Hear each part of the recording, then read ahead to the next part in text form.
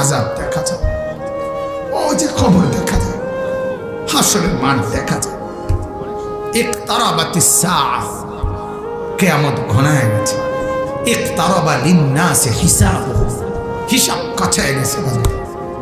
নওজোয়ান ফিরে আয়, বন্ধু ফিরে আয়।